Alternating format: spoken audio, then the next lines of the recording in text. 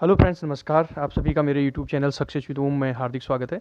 तो फ्रेंड्स, जैसा कि हम एनसीईआरटी साइंस 9th क्लास की चला रहे थे, तो इसी क्रम में हमारा जो चैप्टर था, पांचवा था आपका, the fundamental unit of life चल रहा था। तो उसी क्रम में हम आज लास्ट पार्ट है इसका, तो लास्ट पार्ट में हम चलते हैं कोशिका विभाजन यानी कि सेल डिवीजन। तो फ्रेंड्स, कोशिका विभाजन किसे कहते हैं? तो इसको इसमें चलने से पहले मैं आपसे एक चीज़ कहना चाहता हूँ। फ्रेंड्स, यदि आपको मेरा वीडियो अच्छा लगता है तो प्लीज़ इसे सब्सक्राइब कीजिए, शेयर कीजिए, लाइक कीजिए, जिससे मुझे मोटिवेशन प्राप्त हो सके। तो फ्रेंड्स, चलते हैं कोशिका विभाजन पे, सेल डिवीजन।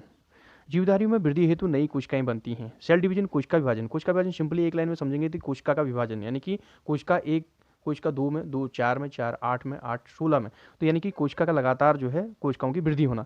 जीवधारी में वृद्धि हेतु नई कोशिकाएं बनती हैं, जिससे पुरानी मृत एवं क्षतिग्रस्त कोशिकाओं का प्रतिस्थापन और प्रजनन हेतु युग्मक बनते हैं।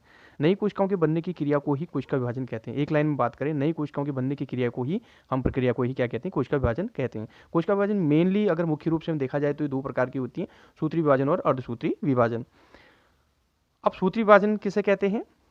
सूत्री विभाजन का मुख्य रूप से क्या है? अधिकतर कोशिकाएं वृद्धि हेतु विभाजित होती हैं, उसे सूत्री विभाजन कहते हैं। अब इसको हम डिटेल से समझेंगे। जैसे कि फ्रेंड्स, आप चित्र में देख रहे हैं, सूत्री विभाजन, समसूत्री विभाजन कहते हैं इसे।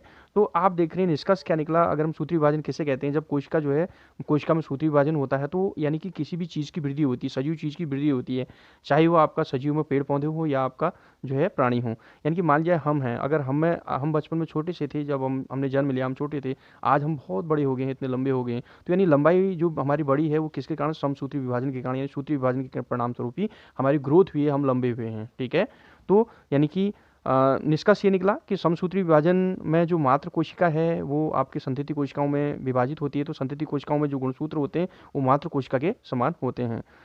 अब देखिए, इसमें लिखा भी है आपने, इस प्रक्रिया में प्रत्येक कोशिका, जिसे मात्र कोशिका भी कह सकते हैं, विभाजित होकर दो समरूप संतति कोशिकाएं बनाती हैं। तो आप चित्र में स्पष्ट देख रहे हैं, ये आपकी मात्र कोशिका है, आप देख रहे हैं ये आपकी मात्र कोशिका है, यानी मदर सेल्स है, यानी माता है।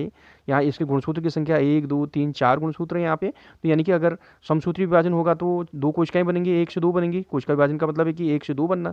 ठीक है, तो दो कोशिकाएं तो बन गई। अब इसमें गुणसूत्र की संख्या भी समान होनी चाहिए, जैसे 1 2 3 4, यहाँ 4 है तो यहाँ भी 4 होनी चाहिए। 1 2 3 4, 4 है, 1 2 3 4, 4 कोशिकाएं हैं। तो यानी कि ये समसूत्री विभाजन है। ठीक है, समसूत्री विभाजन यानी कि मनुष्य के वृद्धि होने वाले जो अंगों हैं उनमें पाई जाती है, पौधों की जो वृद्धि होने वाले अंगों में पाई जाती है। तो यहाँ पर देखिए, विभाजित होकर दो समरूप संतति कोशिकाएं बनती हैं। यहाँ पर से इस प्रक्रिया में प्रत्येक कोशिका, जिसे मात्र कोशिका भी कहते हैं, विभाजित होकर दो समरूप माने एक जैसे, अपने जैसे ही संतति कोशिकाएं बनाती हैं। ठीक है, संतति कोशिकाओं में गुणसूत्र की संख्या मात्र कोशिका के समान होती है। यह जीवों में वृद्धि एवं ऊतकों के मरम्मत में सहायता करती है। इसका जो मेन कार्य है, यानी कि समसूत्री विभाजन का, यानी कि जीवों में वृद्धि, यानी सजीवों में वृद्धि, यानी पेड़ पौधों में वृद्धि, मानव में वृद्धि, है ना, यानी कि प्राणियों में वृद्धि। और दूसरा, जो हमारे ऊतक क्षतिग्रस्त हो जाते हैं, उनके ऊतकों की मरम्मत के लिए जो है, मान लीजिए कि चोट लग गई, घाव लग गया, ठीक है, चोट हो गया और हमारा घाव हो गया तो यानी घाव भरेगा कैसे? समसूत्री विभाजन होगा और समसूत्री विभाजन से कोशिकाएं विभाजित होंगी और वो घाव ऑटोमेटिक ही भर जाएगा। तो ये था फ्रेंड्स समसूत्री विभाजन। अब चलते हैं हम अर्धसूत्री विभाजन में। ठीक है, जिसका नाम से स्पष्ट है, देखिए समसूत्री विभाजन के नाम से स्पष्ट है, समसूत्री विभाजन। सम माने समान, सूत्र विभाजन, ऐसा विभाजन जिसमें जो गुणसूत्र हैं वो यानी कि समान हो। विभाजन के पश्चात भी जो कोशिकाएं बनती हैं उनमें गुणसूत्र की संख्या समान हो। अर्धसूत्री विभाजन यानी अर्ध माने आधा, सूत्री विभाजन, सूत्री माने गुणसूत्र, विभाजन यानी ऐसी कोशिका जिससे विभाजित होकर जो कोशिकाएं बनती हैं उन कोशिकाओं में गुणसूत्र की संख्या आधी रह जाती है, इसलिए उसे अर्धसूत्री विभाजन कहते हैं। तो जंतुओं और पौधों में प्रजनन अंगों और ऊतकों की विशेष कोशिकाएं विभाजित होकर युग्मक बनाती हैं, जो निषेचन के पश्चात संतति का निर्माण करती हैं। संतति माने पुत्र यानी कि का निर्माण करती हैं। ठीक है, संतति का मतलब बच्चे। ठीक है, यह एक अलग प्रकार का विभाजन है जिसे अर्धसूत्रण कहते हैं, जिसमें क्रमशः आप देख रहे हैं दो विभाजन होते हैं। ठीक है, अर्धसूत्री विभाजन में दो विभाजन होते हैं, दो बार इसमें विभाजन होते हैं। ठीक है, विभाजन की प्रक्रिया दो बार गुजरती है। जब कोशिका अर्धसूत्री द्वारा विभाजित होती है तो इसमें दो की जगह चार नई कोशिकाएं बनती हैं। देखो, ये अर्धसूत्री विभाजन यानी मात्र कोशिका है। पहला विभाजन हुआ तो दो कोशिकाएं बनी, दूसरा विभाजन हुआ तो चार कोशिकाएं बनी। अर्धसूत्री विभाजन फर्स्ट में दो कोशिकाएं बनी, अर्धसूत्री विभाजन सेकंड में आपकी चार कोशिकाएं बनी। आप चित्र में देखते हैं ये मात्र कोशिका है और ये संतति है। संतति माने जो बच्चे हैं, या आप कह सकते हैं, है ना, जो संतति माने बच्चे। ठीक है, ये चार, 1 2 3 डॉटर सेल्स कह सकते हैं। तो जब कोशिका अर्धसूत्रण द्वारा विभाजित होती है तो इसमें दो की जगह चार नई कोशिकाएं बनती हैं। आप देख रहे हैं चित्र 5.8 में। नई कोशिकाओं में मात्र कोशिकाओं की तुलना में गुणसूत्र की संख्या आधी होती है। ठीक है, यहाँ पर गुणसूत्र की संख्या मात्र कोशिका की अपेक्षा आधी होगी। देखिए गुणसूत्र कितने, 1 2 3 4 है, इधर होनी चाहिए, दो दो होनी चाहिए, इसके आधे कितने, दो, दो यहाँ हैं, दो यहाँ हैं, दो यहाँ हैं, दो यहाँ हैं। ठीक है, तो नई कोशिकाओं मात्र कोशिकाओं की तुलना में गुणसूत्र की संख्या आधी होती है। तो यही आपका क्या है, अर्धसूत्री विभाजन।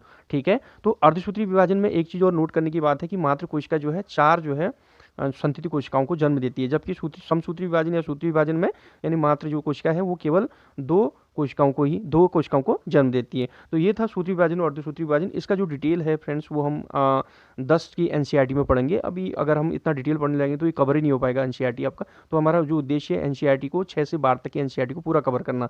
ठीक है, वो पहले हम विज्ञान को लेकर चलेंगे, फिर हम सारे सब्जेक्ट्स को लेकर चलेंगे, जिससे आपका सारे सब्जेक्ट तैयार हो जाएं और आप जो है एक प्रतियोगी परीक्षा के लिए अच्छी तरह से तैयार हो जाएं। यानी कि एक बेसिक बुक है, इसको तैयार करना जरूरी है। अधिकांश प्रश्न जो है एनसीईआरटी से ही पूछे जाते हैं। अगर आप मेंस की बात करें तो मेंस की परीक्षाओं में भी यहीं से प्रश्न पूछे जाते हैं। यहाँ से आपके कॉन्सेप्ट डेवलप होंगे और ये जो है कॉन्सेप्ट आपके यानी कि सफलता के लिए जो है उन्नत होंगे। ठीक है, ठीक है फ्रेंड्स, मिलते हैं अगले वीडियो में। Thank you.